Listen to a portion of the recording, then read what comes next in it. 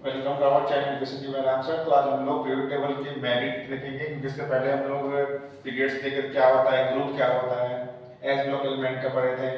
उसके बाद कुछ लॉ पढ़े, डोमिनेंट ट्राइड लॉ हो गया, उसके बाद न्यूलैंड ऑक्टेव रूल हो गया। तो ये सब हम लोग पढ़े होते हैं। आज मेरिट पढ़ेंगे। तो मेरिट में अगर पहला पॉइंट देखें तो there was the regular gradation in physical and chemical properties of the element, यानी कि हमें मेरिट में पता चला कि जो भी एलिमेंट है उनके फिजिकल केमिकल में किस तरह से ग्रेड, किस तरह से ग्रेडेशन मतलब इंक्रीजिंग ऑर्डर में रख सकते हैं। ये आइडिया जो मिला वो मेंडलीव के पीरियोडिक टेबल से मिला, यानी मेंडलीव के लॉ से मिला कि किस तरह से हम एलिमेंट को अरेंज कर सकते हैं रेगुलर ग्रेडेशन के रूप में, एक बढ़ते क्रम में।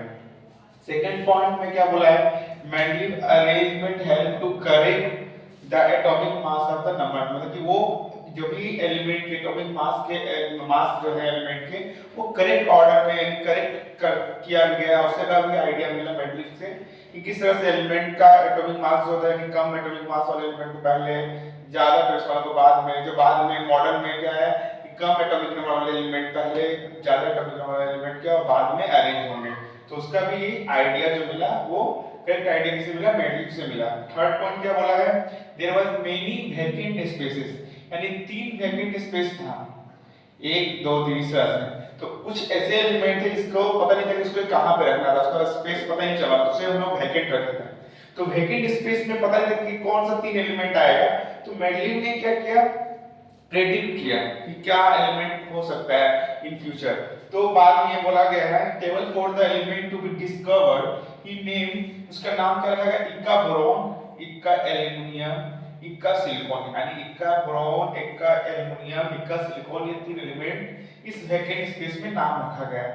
जो बाद में यानी कि जैसा प्रेडिक्ट किया था तो वो सही एलिमेंट आए और उसकी सिमिलर प्रॉपर्टीज के ही एलिमेंट आए। बाद में वो क्या क्या हो गया, ये एलिमेंट जो हो गया स्कैंडियम हो गया, यहाँ पर वैकेंट स्पेस में यहाँ जर्मेनियम हो गया, गैलियम हो गया और यहाँ जर्मेनियम हो गया। यानी कि जिस तरह से उन्होंने प्रेडिक्ट किया था कि इक्का बोरॉन की जगह पर क्या आ गया, स्कैंडियम आ गया, इस इक्का एल्युमिनियम की जगह पे गैलियम आ गया और इक्का सिलिकॉन की जगह पर जर्मेनियम आया, एज ही प्रेडिक्टेड, यानी जैसा प्रेडिक्ट किए थे वैसा आया। तो ये भी क्या हो गया, मेरिट ऑफ दिस लॉ, यानी मेरिट के ये भी एक मेरिट में आ गया कि उन्होंने जैसा 3 एलिमेंट जो वैकेंट था स्पेस वहां पर जो प्रेडिक्ट किया था वैसे सेम एलिमेंट वहां पर आया। तो इस आई होप यू अंडरस्टैंड। तो हम लोग अब इसके पहले मेरिट देख लिए थे टेबल का, अभी डीमेरिट देखेंगे। तो डीमेरिट में क्या होता है, डीमेरिट में देखिए पहला पॉइंट बोला गया है, डीमेरिट में तो कुछ डिसएडवांटेजेस भी थे लॉ में, मेरिट में तो एडवांटेजेस हो गए, तो डीमेरिट में डिसएडवांटेजेस भी थे। जैसे एटॉमिक में क्या था, पहला बोला गया था element if arrange according to their atomic weight, यानी कि मेंडलीव के लॉ से पता चला था कि हम अगर एलिमेंट को उसके एटॉमिक वेट के अकॉर्डिंग अरेंज किया करें तो वो क्या करता है, इविडेंट पीरियोडिसिटी प्रॉपर्टीज। हम बताए थे पीरियोडिसिटी प्रॉपर्टीज क्या होता है कि हर एक रेगुलर इंटरवल एलिमेंट के बाद वो प्रॉपर्टी सेम क्या करता है, दोबारा होता है, यानी कि हर इनसे 2 या 3 एलिमेंट के बाद या 4 या 5 एलिमेंट के बाद रेगुलर इंटरवल के बाद वो प्रॉपर्टीज फिर से ओपन होता है। तो ये एटॉमिक वेट के अकॉर्डिंग अगर हम अरेंज करते तो ये प्रॉपर्टीज फॉलो हो रहा था, जो कि क्या हो रहा था, डीमेरिट हो रहा था। एक तो atomic number modern periodic law में आया कि नंबर के अकॉर्डिंग अरेंज होंगे, एटॉमिक वेट से क्या हो रहा था, वैल्यू में प्रॉब्लम होता है, यानी इसको अरेंज करने में प्रॉब्लम होता है। और दूसरी बात क्या है कि अगर हम मेंडलीव को अगर इसके अकॉर्डिंग एटॉमिक वेट के अकॉर्डिंग रखते हैं तो जो कि पीरियोडिसिटी फॉलो हो रहा है लेकिन वो सभी एलिमेंट पे लागू नहीं हो सकता। मींस हर जगह पर ऐसा नहीं होगा कि हर 2 एलिमेंट के बाद ही या 3 एलिमेंट के बाद ही सेम प्रॉपर्टीज फॉलो हो। तो ये भी क्या है, डीमेरिट निकला मेंडलीव के लॉ से, जिसकी वजह से हम लोग का मॉडर्न पीरियोडिक लॉ है। और सेकंड पॉइंट क्या बोला गया है, element which are similar as regard chemical properties have atomic weight which are nearly either nearly the same value or which increase nearly equally। मतलब अगर मान लीजिए कि जो भी एलिमेंट है अगर उसके वैल्यू क्या हो रहा है, एटॉमिक वेट जब निकालते हैं तो उसका वैल्यू लगभग नियरली बराबर यानी अप्रॉक्स में आ रहा था, नियरली इक्वल या बराबर आ रहा था, जो कि उसको अरेंज करने में प्रॉब्लम होता है। यानी सिमिलर प्रॉपर्टीज के एलिमेंट क्या एटॉमिक वेट का जो वैल्यू होगा अगर नियरली इक्वल होगा तो उसे अरेंज करने में टेबल में काफी प्रॉब्लम होगा। तो इसके लिए क्या हुआ, लास्ट में ये लॉ भी क्या हो रहा है, ये भी लॉ का डीमेरिट था, जिसकी वजह से मॉडर्न पीरियोडिक लॉ है। यानी एटॉमिक वेट में बताया कि इसका में 6 प्रॉपर्टीज के एलिमेंट का भी वैल्यू नियरली इक्वल था। तो उसे अरेंज करना यानी किसे पहले रखना और किसे बाद में रखना, तो इससे भी क्या हो रहा नहीं रखना, मतलब ये प्रॉब्लम ऑकर हुआ, जिसके वजह से ये भी क्या हुआ demerits of the periodic law हुआ। ठीक है, आई होप यू अंडरस्टैंड। तो हम लोग अब पीरियोडिक टेबल के डी ब्लॉक एलिमेंट को समझते हैं, डी ब्लॉक एलिमेंट का कैरेक्टरिस्टिक्स को समझते हैं। इसके पहले हम लोग एस ब्लॉक भी एलिमेंट का पढ़े हैं, पी ब्लॉक एलिमेंट्स के बारे में पढ़ लिए, और इस चैप्टर में हम लोग बहुत सारे लॉ भी पढ़ लिए, मेरिट पढ़ लिए, डीमेरिट पढ़ लिए, और अब हम लोग डी ब्लॉक एलिमेंट के पढ़ते हैं। तो पहला पॉइंट है all these element are metals, यानी जितने भी एलिमेंट्स इसमें होते हैं वो सारे क्या होते हैं मेटल होते हैं, और उनका melting point and boiling point, melting point and boiling point क्या होता है हाई होता है डी ब्लॉक एलिमेंट का।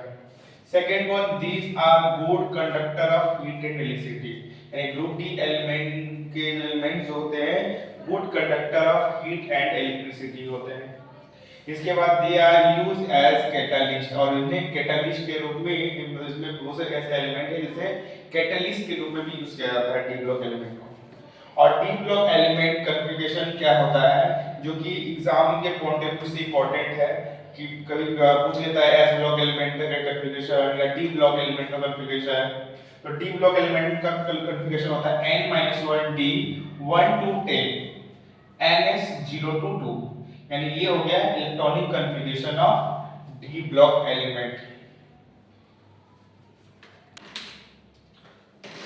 तो हम लोग अभी डी ब्लॉक एलिमेंट पढ़ लिए, अब आते हैं एफ ब्लॉक एलिमेंट कैरेक्टरिस्टिक्स।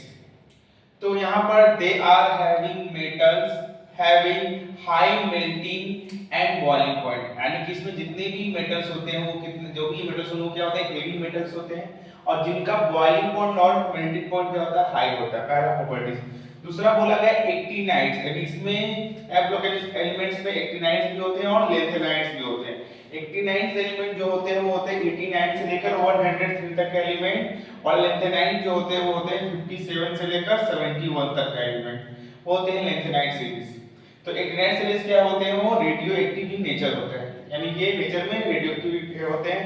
और F block element shows variable valency, यानी यहां इसमें जितने भी एलिमेंट वो जो एलिमेंट है तो कोई ऐसे भी एलिमेंट है जिनका वैलेंसी जो होता है वेरी करता है, इसलिए इनमें इनका प्रॉपर्टीज में कैरेक्टरिस्टिक्स में दिखता है कि बहुत कुछ ऐसे एलिमेंट भी है जिनका वैलेंसी क्या होता है वेरी करता है, इसलिए इनमें वेरिएबल वैलेंसी भी होता है। और इसमें एक्टिनाइड सीरीज होता है जो 89 से 103 तक का एलिमेंट होता है, और लेंथेनाइड सीरीज होता है 57 से लेकर 71 तक का एलिमेंट होता है।